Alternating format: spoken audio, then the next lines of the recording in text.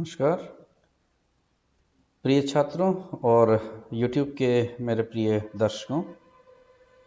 मैं Rajesh Gupta, assistant professor in chemistry SCRS government college साया माधोपुर, आप सभी का एक बार पुनः स्वागत करता हूं। स्ट्रक्चर एंड बॉन्डिंग वाले चैप्टर के अंतर्गत हम इससे पूर्व कई वीडियोस रिकॉर्ड करके YouTube पर प्रसारित कर चुके हैं और इससे पूर्व वाला जो वीडियो था जहां पर हमने डिस्कस किया था van der Waals attraction forces के बारे में, आज हम यहाँ पर इस वीडियो के माध्यम से डिस्कस करने जा रहे हैं charge transfer complexes and inclusion compounds के बारे में।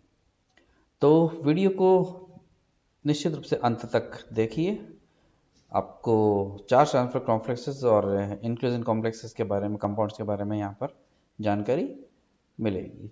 चार्ज ट्रांसफर कॉम्प्लेक्सेस और पाई कॉम्प्लेक्सेस क्या होते हैं? These are the additive complex in nature. Actually में ये क्या है? एडिटिव कॉम्प्लेक्स होते हैं compounds formed by an electron donor, यानी कि एक कौन सी स्पीशीज होगी? वो स्पीशीज होगी जो कि इलेक्ट्रॉन रिच स्पीशीज होगी और एक होगी इलेक्ट्रॉन एक्सेप्टर स्पीशीज।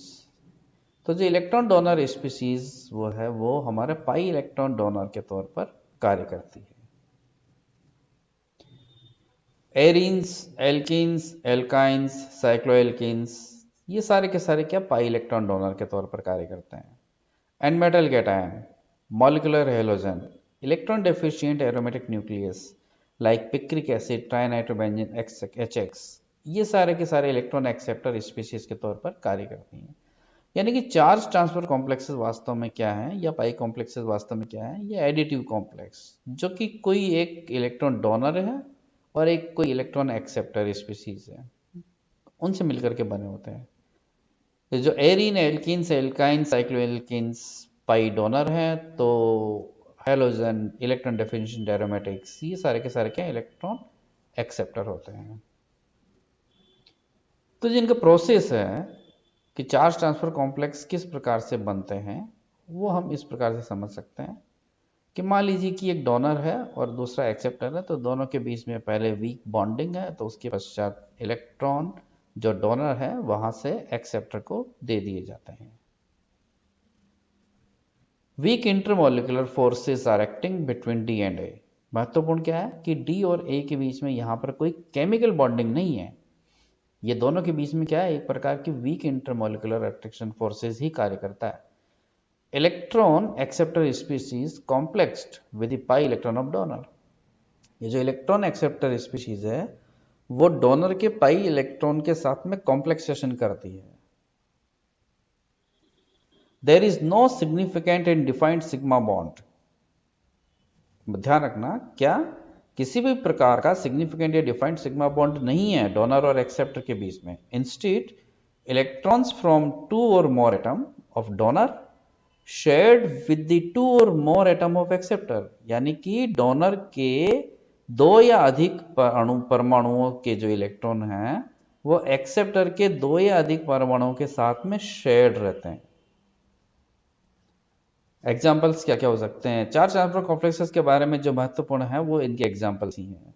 जैसे कि यहाँ पर एथीन, सिल्वर आयन पाई कॉम्प्लेक्सेस के बारे में बताया है, तो ये एथीन हमारा एथीन और सिल्वर आयन है, तो एथीन के पास में पाई इलेक्ट्रॉन डोनर है और यहाँ पर ये एक्सेप्टर है, तो ये इलेक्ट्रॉन सिल्वर आयन को डोनेट किए जा सकते हैं, तो इनके बीच में ये पाई कॉम्प्लेक्स का फॉर्मेशन हो जाता है। इसी प्रकार से टोलुइन HCl पाई कॉम्प्लेक्स है, तो जो टोलुइन है वो HCl के साथ 1:1 के रेशो में 195 डिग्री केल्विन पर क्या बनाते हैं? पाई कॉम्प्लेक्स का निर्माण करते हैं। ये टोलुइन है हमारा और ये HCl है, तो टोलुइन में इलेक्ट्रॉन डेंसिटी है, तो ये जो इलेक्ट्रॉन डेंसिटी हो रही है, इलेक्ट्रॉन डेंसिटी वो HCl को दे दी जाती है, तो इस प्रकार से यहाँ पर ये पाई कॉम्प्लेक्स इनके बीच में बन सकता है। ये चार्ज, क्योंकि इलेक्ट्रॉन डेंसिटी यहाँ से रिमूव हुई है तो पॉजिटिव पार्शियल चार्जेस, और क्लोरीन पर इंक्रीज हुई है तो पार्शियल नेगेटिव चार्जेस। इसी प्रकार से टोलुइन, ब्रोमीन भी पाई कॉम्प्लेक्स का निर्माण करता है इन द रेशो 1:1। इसको भी हम आसानी के साथ इस प्रकार से व्यक्त कर सकते हैं, जहां पर हम देख सकते हैं कि टोलुइन पार्शियल पॉजिटिव और ब्रोमीन में partial negative charge. Aromatic hydrocarbon forms solid orange coloured picrate, यानी कि एरोमेटिक हाइड्रोकार्बन जो है वो पिक्रिक एसिड के साथ में क्या बनाते हैं, ठोस ऑरेंज कलर का पिक्रेट बनाते हैं, एक एक अनुपात के रेशो में। इंपॉर्टेंट क्या देखिए, general pi complex exist in solution state, यानी कि सामान्य रूप से क्या है, ये विलयन की अवस्था में रहते हैं, एंड आर येलो और कलरलेस, या तो पीले या रंगहीन। इलेक्ट्रॉन डोनर स्पीशीज, जो इलेक्ट्रॉन डोनर स्पीशीज होती है वो अपने pi electron as well as non bonding electron को भी यूज करती है to form charge transfer complex. Therefore, महत्वपूर्ण है, therefore all pi complexes are charge transfer complex, इसलिए जितने भी पाई कॉम्प्लेक्स बनते हैं वे सारे के सारे चार्ज ट्रांसफर कॉम्प्लेक्स तो हो सकते हैं, but it is not necessary that all charge transfer complexes are pi complexes. क्यों? क्योंकि जो चार्ज ट्रांसफर कॉम्प्लेक्स बनते हैं वो पाई इलेक्ट्रॉन से भी बन सकते हैं और नॉन बॉन्डिंग से भी बन सकते हैं, इसीलिए जितने भी पाई कॉम्प्लेक्स हैं वो तो सारे के सारे चार्ज ट्रांसफर कॉम्प्लेक्स हैं, पर सारे के सारे charge transfer complex pi complex नहीं होते हैं। They exist either in solid और in solution state. Many polynitro compounds form charge transfer complex in the ratio 1:1 with different hydrocarbons and phenols, यानी कि बहुत सारे हाइड्रोकार्बन और फिनोल के साथ में जो पॉलीनाइट्रो कंपाउंड है वो 1:1 के रेशो में क्या चार्ज ट्रांसफर कॉम्प्लेक्सेस का निर्माण करते हैं। जैसे कि यहाँ पर दिया है 135 ट्राइनाइट्रोटोलुइन, 135 ट्राइनाइट्रोटोलुइन और मैसिटिलीन, both form charge transfer complex in the ratio 1:1. Benzene ring of both the compound is in parallel position, दोनों एक दूसरे के समानांतर पोजीशन में होती है। तो जो मैसिटिलीन है act as an electron donor, mesitylene तो इलेक्ट्रॉन डोनर के रूप में कार्य करेगा, और 135 ट्राइनाइट्रोटोलुइन एज एन इलेक्ट्रॉन एक्सेप्टर। तो जो इलेक्ट्रॉन्स हैं from the highest occupied molecular orbital homo, highest occupied molecular orbital of donor transfer to the lowest unoccupied molecular orbital LUMO of the acceptor, यानी कि होमो से इलेक्ट्रॉन LUMO of acceptor में क्या होता है, ट्रांसफर होता है। ये इसका स्ट्रक्चर को हम इस प्रकार दिखा सकते हैं। ये मैसिटिलीन हमारा 135 ट्राइमिथाइल बेंजीन और ये हमारा 135 ट्राइनाइट्रो ये है बेंजीन। क्लियर? तो मैसिटिलीन से इलेक्ट्रॉन जो है वो हमारे यहाँ पर ट्रांसफर हो गए। ये ध्यान रखिएगा, यहाँ पर हमने यहाँ ट्राइनाइट्रोटोलुइन लिखा है, यहाँ पर आप एक मिथाइल को यहाँ पर ऐड कर सकते हैं, तो ये मिथाइल होने से 135 ट्राइनाइट्रोटोलुइन हो जाएगा। Clear? Now next, what are the inclusion compounds? Inclusion compounds यानी कि ऐसे यौगिक जिनमें कि कोई एक जो यौगिक है वो किसी दूसरे के अंदर फंस जाता है, चला जाता है, तो इंक्लूजन कंपाउंड कहलाता है। Inclusion compounds are actually treated as supramolecule। एक सुप्रामोलिक्यूल अलग ही कैटेगरी है, वो उस रूप में इसे हम मान सकते हैं। Made up of two constituent, जो कि दो अवयव होते हैं। One of them is a guest molecule, एक तो अतिथि होगा और दूसरा होस्ट होगा। एक तो गेस्ट मॉलिक्यूल जो कि फंसेगा और दूसरा कौन सा होगा, होस्ट मॉलिक्यूल जो कि घर के रूप में रहेगा। तो जो गेस्ट मॉलिक्यूल है आर फिजिकली फिटेड, यानी कि जो गेस्ट मॉलिक्यूल है वो भौतिक रूप से वास्तव में फिटेड यानी कि फिट रहते हैं या कैप्टिव कैद रहते हैं inside the cavity of the crystalline structure of the host molecule, यानी कि जो होस्ट मॉलिक्यूल हैं वो सॉलिडिफाइड होकर के अपनी क्रिस्टलाइन स्ट्रक्चर में कैविटीज का फॉर्म निर्माण करते हैं, जिसके अंदर ये जो गेस्ट मॉलिक्यूल हैं ये क्या होते हैं, फिट हो जाते हैं या कैप्टिव यानी कि कैद हो जाते हैं। There is no chemical bonding, यहां भी किसी प्रकार का केमिकल बॉन्डिंग या केमिकल रिएक्शन नहीं है। The complete entity works as an individual substance, यानी कि जो पूरी एंटाइटी है वो वास्तव में अपने आप में एक इंडिविजुअल सब्सटेंस के रूप में कार्य करती है। Inclusion compounds are of two types, ये दो प्रकार से हो सकते हैं, चैनल या कैनाल कॉम्प्लेक्सेस, नलिका कॉम्प्लेक्स और क्लेथरेट यानी कि या पंजर यौगिक, नलिका कॉम्प्लेक्स और ये पंजर यौगिक। तो हम वन बाय वन दोनों को देखते हैं। पहले हम बात करेंगे यहाँ पर चैनल और कैनाल कॉम्प्लेक्सेस के बारे में। तो यहाँ पर क्या है कि जो होस्ट मॉलिक्यूल है वो क्रिस्टलाइजेशन के समय में आपस में पैरेलल सिलिंड्रिकल चैनल्स का फॉर्मेशन करते हैं, लॉन्गिट्यूडनली समानांतर वाहिका बनाते हैं। एंड द गेस्ट मॉलिक्यूल, और जो गेस्ट मॉलिक्यूल होता है वो क्लोज्ड यानी कि अंदर बंद हो जाता है या captive longitudinally inside the channels. तो जो लंबी लंबी चैनल बनती है, नाल बनती है, उनके मध्य में वो लॉन्गिट्यूडनली जो हमारा गेस्ट मॉलिक्यूल है वो क्या होता है, फंस जाता है।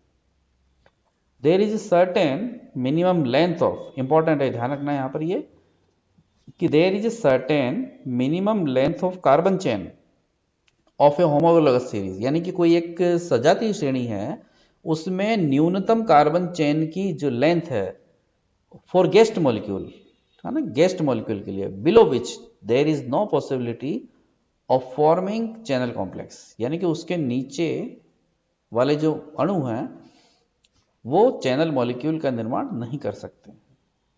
लाइक एल्केन, जैसे इस ऊपर वाली जो स्टेटमेंट है इसको यहाँ पर क्लेरिफाई किया गया है कि जैसे एल्केन बिलो 6 कार्बन चेन यानी कि 6 कार्बन चेन से नीचे नहीं, एल्कोहल बिलो 7 कार्बन चेन से नीचे नहीं, और एसिड 5 कार्बन चेन से नीचे नहीं, क्या चैनल कॉम्प्लेक्स नहीं बना सकते हैं।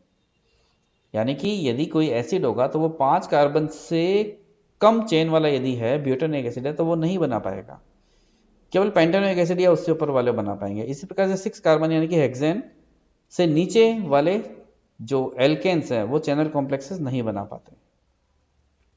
एग्जाम्पल, जैसे एग्जाम्पल के तौर पर जैसे यूरिया जो कि होस्ट मॉलिक्यूल के तौर पर कार्य करता है, ये सारे के सारे ध्यान रखना, ये सारे के सारे गेस्ट मॉलिक्यूल्स हैं क्योंकि ये लॉन्गिट्यूडनली कहाँ होते हैं, अंदर फंसते हैं। जैसे यूरिया होस्ट मॉलिक्यूल है, वो क्रिस्टलाइजेज होता है विद द स्ट्रेट चेन, यानी कि guest compound like n alkane, n alcohol या एन एल्डिहाइड या n acid normal. Then molecules of urea crystallizes in open hexagonal shape like structure, यानी कि जो यूरिया है वो open hexagonal shape like structure में अपने आप को क्या करता है, क्रिस्टलाइज करता है। And the host compounds are captive और the inclusant inside the channel, यानी कि जो होस्ट मॉलिक्यूल है वो इस चैनल के अंदर क्या हो जाते हैं, कैप्टिव यानी कि कैद हो जाते हैं। This property of urea is used for separating straight chain compounds from the branch chain compound। तो इस यूरिया की इस प्रॉपर्टी के माध्यम से हम जो सीधे कंपाउंड होते हैं प्रॉपर स्ट्रेट चेन वाले, उनको हम ब्रांच चेन एल्केन्स, ब्रांच शाखित कंपाउंड से हम क्या कर सकते हैं, पृथक कर सकते हैं। इंपॉर्टेंट क्या है यहाँ पर, if A small branch is present at one end of long straight chain compound, यानी कि लंबी चेन है और उसके अंत में कोई एक छोटी ब्रांच भी प्रेजेंट है, तो it can also be used as host molecule, तो वो भी होस्ट मॉलिक्यूल के तौर पर कार्य कर सकती है। जैसे शीजलर ने 2 मिथाइल डेकेन के लिए कहा कि can be included inside the urea canal. Urea canal have diameter of 5 angstrom, यानी कि जो यूरिया की कैनल है वो 5 एंगस्ट्रॉम के जितने चौड़ी होती है, तो उसमें ये एकोमोडेट हो सकता है 2 मिथाइल डेकेन।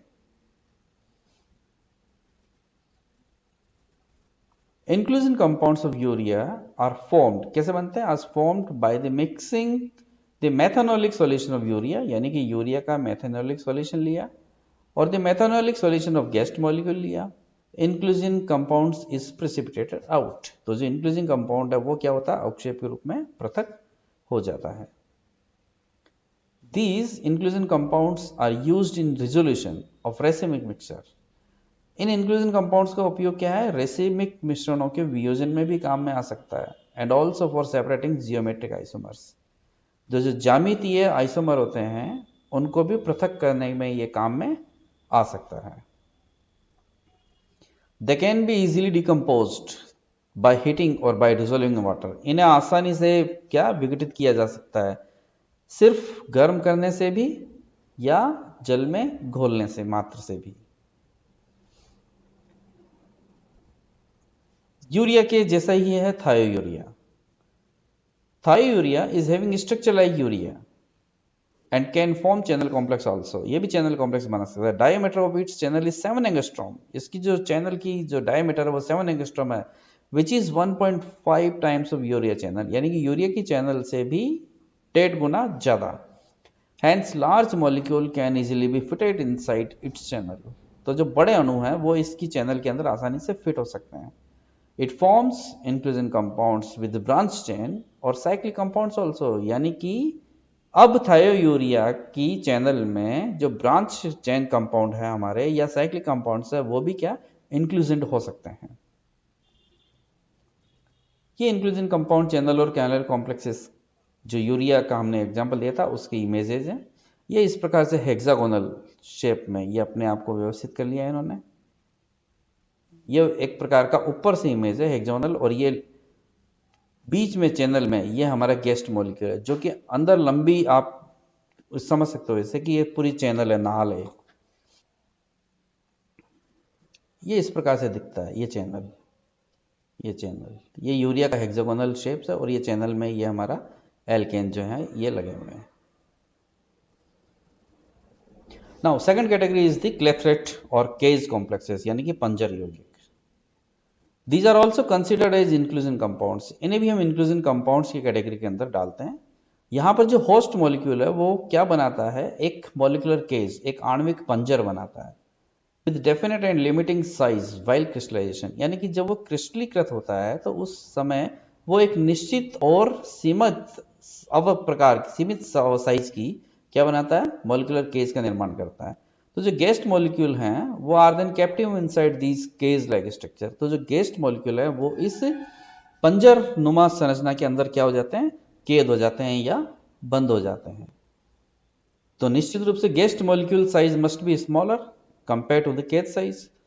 तो जो उस पंजर की आकृति है, आकार है, उससे छोटा आकार क्या होना चाहिए, गेस्ट मॉलिक्यूल का होना चाहिए।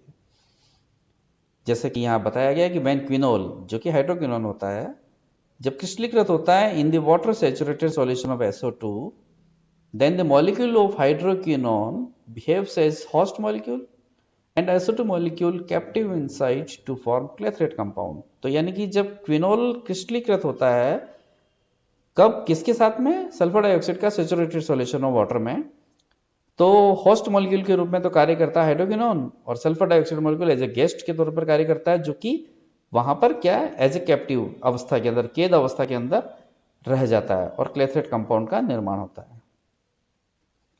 क्विनोल form क्लेथरेट्स with molecule like. क्विनोल clathrate का निर्माण करता है किन के साथ में, H2S है या CH3OH है, CO2 है या ऑर्गन है। Powell first named them as clathrate. तो पॉवेल ने सबसे पहले इनको नाम क्या दिया, क्लेथरेट का नाम दिया। Quinol molecules bonded themselves by hydrogen bonding. Quinol के जो अणु हैं आपस में वो एक दूसरे से हाइड्रोजन बंध के माध्यम से बंधे रहते हैं and form a large cage structure, और एक विशाल पंजर संरचना का निर्माण करते हैं। तो जो छोटे अणु हैं वो आसानी से इस केज में, इस पंजर में क्या होते हैं, फंस जाते हैं और क्लेथरेट का निर्माण करते हैं। Clathrates are stable and separate the guest molecule by just heating और by mixing with the organic solvent. Stable तो होते हैं परंतु ये इन्हें गर्म करने पर या किसी दूसरे ऑर्गेनिक विलायक में घोलने से क्या होते हैं, ये अलग भी हो सकते हैं। Clathrates are used to separate homologous. इसीलिए सजातीय श्रेणी के विभिन्न सजातों को अलग करने के लिए क्लेथरेट्स का उपयोग किया जाता है। तो क्विनोल फॉर्म क्लेथरेट विद मेथेनॉल, यानी कि क्विनोल मेथेनॉल के साथ तो क्लेथरेट बनाता है लेकिन अदर एल्कोहल के साथ में नहीं। तो यानी कि मेथेनॉल को यदि सेपरेट करना है एल्कोहल्स के मिक्सर में से, तो क्विनोल को उसके अंदर डाल दीजिए, मेथेनॉल को वो सेपरेट आउट कर करके ले आएगा। यह आर्गन का एक क्लेथरेट है जो कि क्विनोल से बना हुआ है, जहां आर्गन अंदर फिट हो गया और क्विनोल या हाइड्रोजन बॉन्डेड एक दूसरे के साथ में बंधे हुए हैं।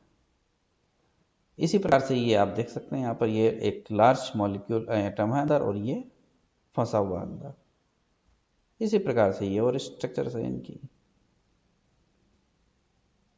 सो with this thanks. So dear students, आज इस वीडियो के माध्यम से हमारा जो स्ट्रक्चर एंड बॉन्डिंग का जो चैप्टर है वो समाप्त होता है। इस चैप्टर से रिलेटेड जितने भी वीडियोस हैं वो सारे के सारे यूट्यूब पर शेयर किए जा चुके हैं। आप निश्चित रूप से इन सभी वीडियोस को देखिए और अपने साथियों को शेयर कीजिए, और किसी भी प्रकार की कोई यदि प्रॉब्लम है तो आप कमेंट सेक्शन में लिख करके आप पूछ सकते हैं। So subscribe, like and share this channel. Thank you.